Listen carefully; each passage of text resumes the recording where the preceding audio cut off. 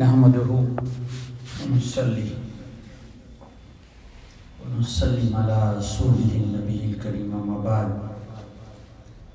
فأعوذ بالله من الشيطان الرجيم بسم الله الرحمن الرحيم يا أيها الناس اتقوا ربكم الذي خلقكم من نفس واحدة وخلق منها زوجها وبث منهما رجالا كثيرا ونساء واتقوا الله الذي تساءلون به والأرحام إن الله كان عليكم رقيبا صدق الله العظيم وصدقه المولانا الكريم رب اشرح لي صدري ويسر لي أمري واحلل عقدة من لساني يفقهوا قولي اللهم ثبتنا بعند الموت لا إله إلا الله اللهم اجعلنا من الذين آمنوا وعملوا الصالحات وتواصوا بالحق وتواصوا بالصبر آمين يا رب العالمين. السلام عليكم ورحمة الله وبركاته. Today I choose a topic with the current situations. Our topic is supposed to be connected with the Quran and Hadith and the current situations, like what is going on. That's how we can remind ourselves who we are, where we act, what our action supposed to be.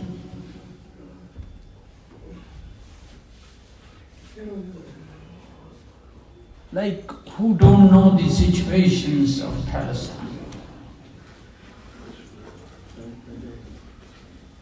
We literally cry when we see our brothers and sisters are dying into this situation. We literally cry. That sorrow and sadness, do we continue? Or as soon we saw and close the social media, we just forget about it?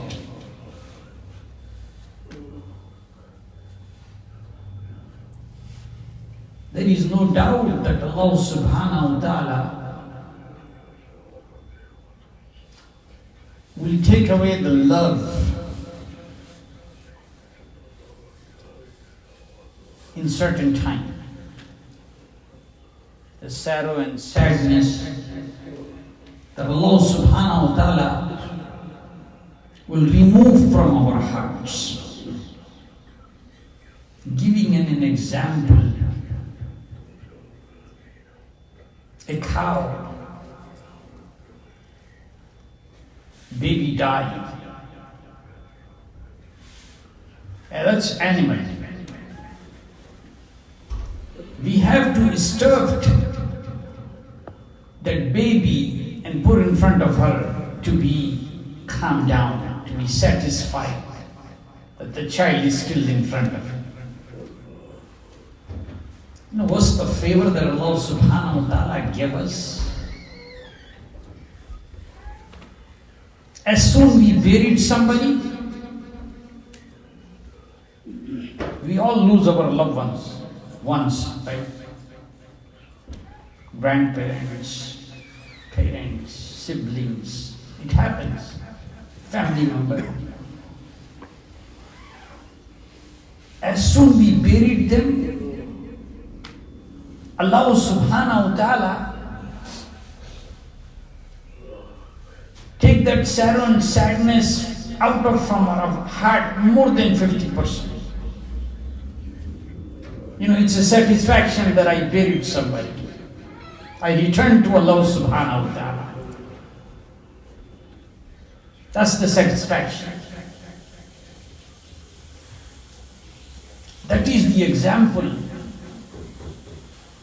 Being a moment, being Ashraf al-Makhluqat, mankind. that Allah subhanahu wa ta'ala will take your sadness, love away out of from your heart and mind completely as soon you leave the graveyard. Qabristan.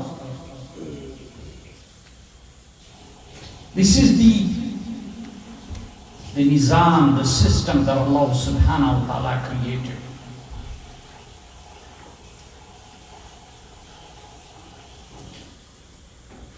And our life goes on.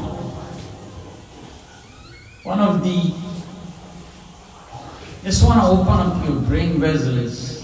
The topic I choose from Surah An-Nisa. That Allah subhanahu wa ta'ala asking people who already brought Iman, they already mu'min, who embrace, who born as a Muslim. Ya ayyuhalladhina amanu taqullah. Ya ayyuhan nasu taqu rabbakum alladhi khalaqakum min nafsin wahida. These are the ayats that Allah subhanahu wa ta'ala, even we getting married, reminding us.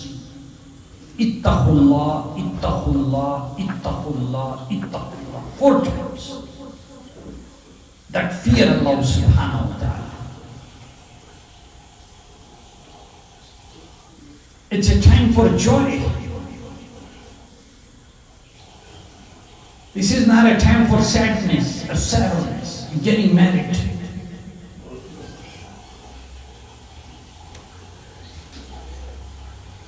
But you have to be careful. Have to have the fear of Allah subhanahu wa ta'ala, even if you have a happiness. And we have to think about the others who's in pain. So our celebration is supposed to be limited. Our expense is supposed to be limited. That matters. That's how we will testify in this dunya, and we will be answerable in the akhirah. One of the favorite ayat reminds me, وَكُلُوا وَاشْرَبُوا وَلَا تُسْرِفُوا.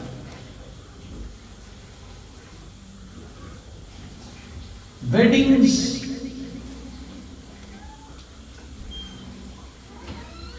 it's like many dishes we offer to eat. What's the difference between the neighboring countries of Palestine and us, even though we are far away in the US? At least we don't have that many dishes in US. But the people who are celebrating their weddings and other events, birthdays, imagine those babies, elderly women, elderly brothers who's dying without having a notification. Enemies of Islam are bombing, and we are celebrating in our homelands. This will be answered. So I happened to attend a Nikah yesterday in Masjid. And I was talking to one of their family members that I start eating food at Nikah. Even though I'm performing a khutbah Nikah, I don't eat.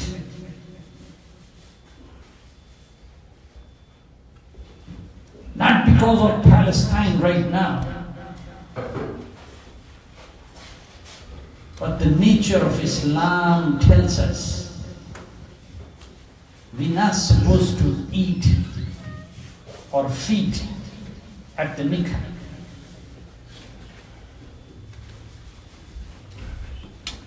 Tirmidhi, Jami Tirmidhi, a book of hadith. One of the hadiths, number 1089, describe really clearly أعلنوا هذا النكاح واجعلوه في المساجد واضربوا عليه بالدفوف.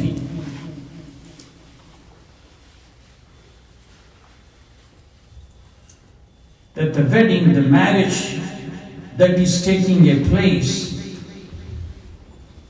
this is narrated by Aisha radiallahu ta'ala anha, Ummahatul Mu'mineen.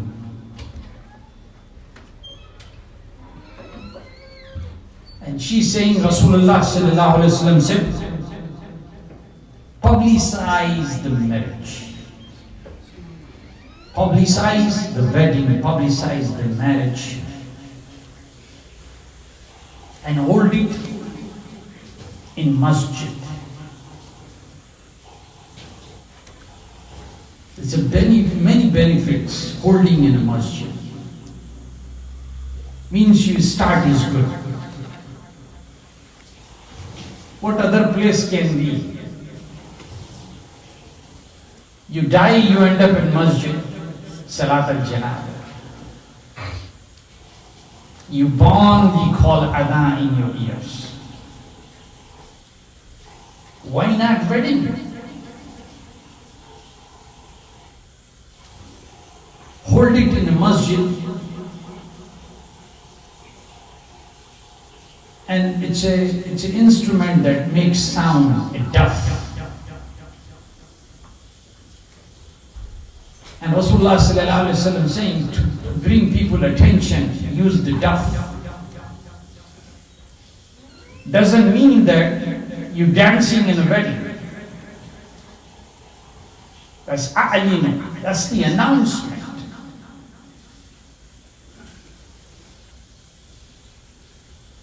And we end up using worse than those instrument duff in wedding.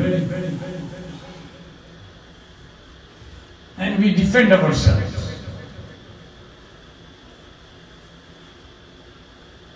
And there is no result on the day of Nikah to celebrate.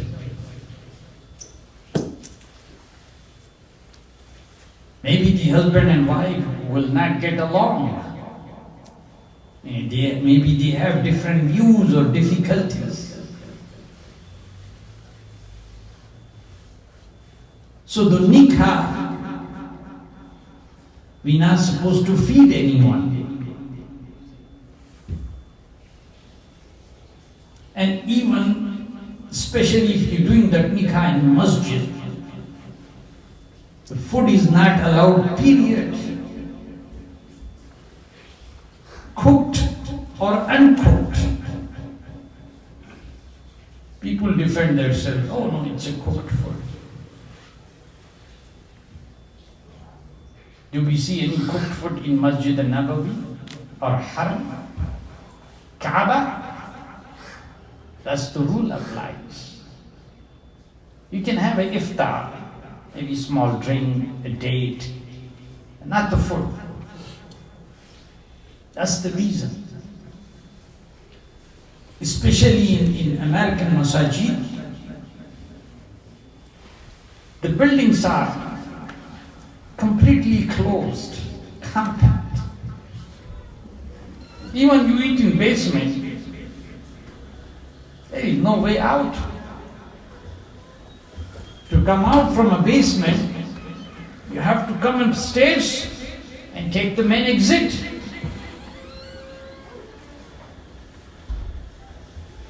So even we doing a nikah in masjid, we're not allowed to offer a food in masjid.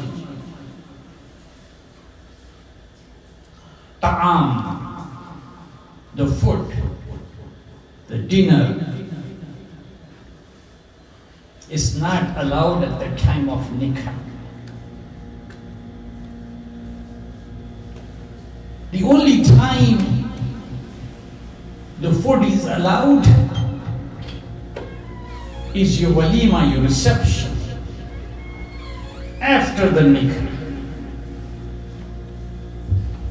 Means the results needs to come out from the nikah, that their alliance, being a husband and wife, they are successfully achieved the goal.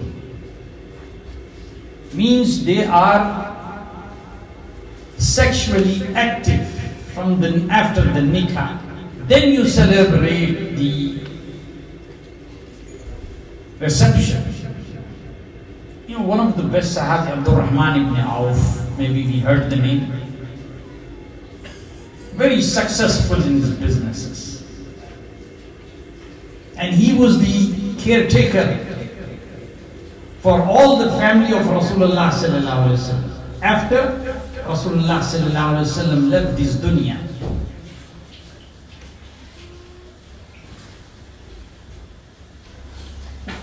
Abdul Rahman ibn Auf radiyallahu ta'ala anhu,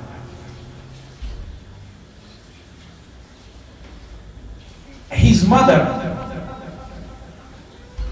was the witness when Rasulullah sallallahu alaihi wasallam came to this dunya.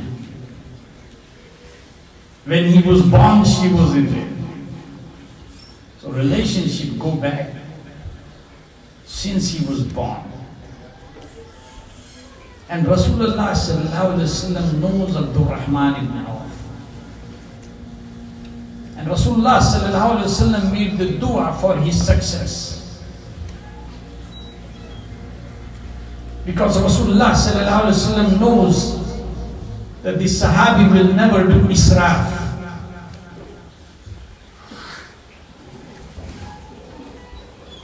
Abdul Rahman ibn Auf got married. Nobody knows he's got married. Subhanallah. Successful businessman got married. Nobody knows he's got married. Rasulullah sallallahu alaihi wasallam saw the za'afran on his toe, and he guessed and asked Abdul Rahman, "You got married?" He said, "Ya Rasulullah, yes, I got married." He said, "Congratulations." And he asked how it happened. He explained. Then he told him to sacrifice an animal and feed the people. That's where the reception comes. All the marriages of Rasulullah sallallahu alaihi wasallam, people will never fed at the time of nikah. You know, all those marriages was the example for ummah, all the ummah. We cannot copy Rasulullah for number of marriages. There was the different examples that Allah subhanahu wa ta'ala created through Rasulullah sallallahu alaihi wasallam. We cannot copy Rasulullah sallallahu alaihi wasallam. The only actions that we have to follow, and no nikah of Rasulullah sallallahu alaihi wasallam was distributed any kind of food. Maybe something sweet, date, anything that's sweet. That's the only thing allowed. And even those things come in a masjid, no issues. Because the angels will go out with the smell of garlic and onion. 10 different ahadiths. So even we getting married in masjid, make sure there is no food. By the door you can give something, hand out, even sweet. I don't want to bring the food. You never see food in this place. Even though this place is registered and a not-for-profit. This place is donated in the name of Allah subhanahu wa ta'ala. We don't allow anything up here. Not even, maybe iftar, maybe dates will be at the corner, some water, that's it. Because person who heard these and learned this, he have to do the same action what Rasulullah sallallahu alaihi wasallam. And when the especially hardship is going on with our brothers and sisters in Palestine, how we celebrate something for our own good. Are we a one ummah or we are different? You have to think about it. Never listen to your family members. If you are kafil, if you are a responsible person, you make your own decision. Take it or leave it. People make excuse that my family is not agreeing to it. Then you're not a kafil, or a ghafil.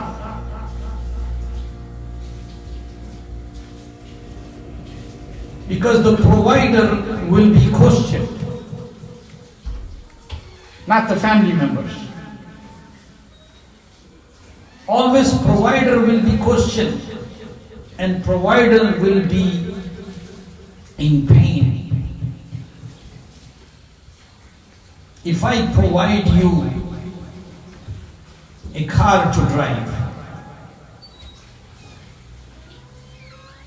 if you end up only driving around, working, doing everything for your good, as a family member, as a guardian, as a caretaker,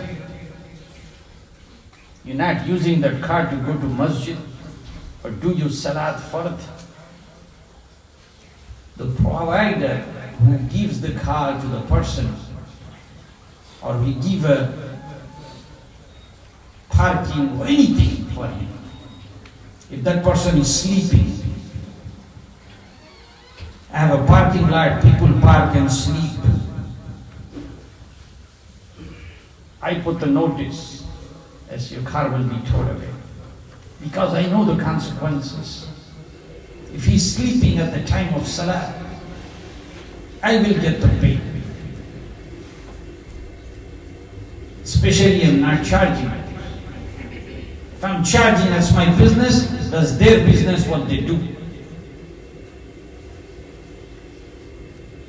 In the same way, the money we expend in a wrong way. That's our marriages, our birthdays, anything you call anniversaries. Two things we have to pay attention. We have to look at the situation of ummah, how they're going through. Is this appropriate for me to celebrate? Is this appropriate or allowed to do this israf, a wasting of decorations in your homes, expending a lot of money. On the other end, the houses are destroyed in Palestine. I'm not saying that you have to be living in the same situation, but you have to have that pain and sorrow and sadness. That's how our heart will be witness. Our tongue will be witness at the day of judgment. So making announcement of a wedding is with the hadith of Rasulullah sallallahu alaihi wasallam. One of the weddings, it's in Sahih Bukhari, volume 3, Safiya radiyallahu ta'ala anha. He's got married, Rasulullah sallallahu alaihi wasallam, then he announced for a reception after a few days. And he rented, Anas radiallahu ta'ala anhu was doing all the arrangements. And he rented a nice banquet. So we can rent a banquet. Make sure the banquet don't serve the liquor and pork.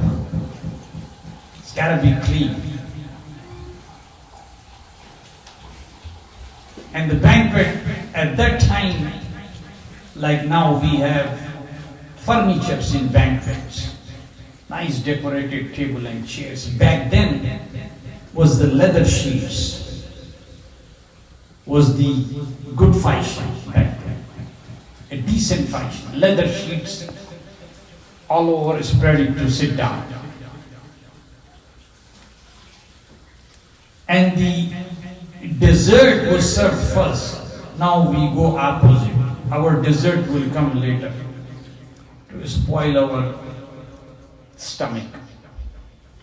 Dessert was served first, dates and dried yogurt. Anything sweet that's supposed to be sit in the bottom of our intestine. We cannot put sweet on the top of food, so we do opposite. We serve the sweets, all kinds of sweets. And if you heard the names of the sweets, apricot delight, these, there was nothing back then. Still, subhanallah, this tradition continues, even in Middle East. Subhanallah. Honey, dates, dry nuts, that's all. That's how those seeds supposed to be sitting in bottom of our intestine, not on top of the food. Everything, any sweet has to be first, then you have it. So after yogurt and dried yogurt and dates, people were expecting food. There's only one dish was served. That's it. Nothing else. So these are the sunnah of Rasulullah sallallahu alaihi wasallam. We say we the follower of Rasulullah sallallahu alaihi wasallam. We say we are ummati of Rasulullah sallallahu alaihi wasallam. But our actions are different. As the hypocrites that we try to show ourselves in this dunya. What about when we be questioned at the day of judgment? When your brother and sisters was starving to the death, they have no homes, they were dying in a starvation. And you were celebrating your own weddings, birthdays, and anniversaries, your graduations. Astaghfirullah. So I happened to attend one wedding in Chicago last night. Nothing was served, subhanAllah, MEC. And on the way out, they give you small packets of sweet. It will be a reception. Those things allowed. But even in those other events that are taking a place, just keep it minimum. Rasulullah sallallahu alaihi wasallam never mixed with the second dish. There's only one dish at one time. One meal allowed, one type of meal allowed, one time you have to give a gap. So they don't mix, become sludge in your stomach. Please read Dr. Sheldon from 1991. If you mix the food, what's the reaction? You spoil your meal. In month of Ramadan, if you see, we drink too much water until the last second. Water is supposed to be first. But what happens, your stomach becomes sludge, like full of water in your intestine and food. All the food will be floating, not digested. Like in your jar, if you grinding something, if you put too much water into it, it floats. It won't grind. It's the same situation of our stuff. That's what we end up doing when we go to these weddings. Eat like crazy. It's like we will never get this food again, free of cost. Just eat it. But that will spoil for days, for a week. 2200 calories you need a day. We eat once a day. You can have water, fruit, some other time. But the food once a day, you really control your weights also. You will be fit. And Rasulullah sallallahu alaihi wasallam loved who fit physically. You have to go to jihad and be fit for go to jihad. You have to feel ourselves. Can we walk 10 miles? 10 miles a day. That's the average. May Allah subhanahu wa ta'ala give us hidayah to follow this beautiful Quran Sunnah wa akhir da'wana walhamdulillahi.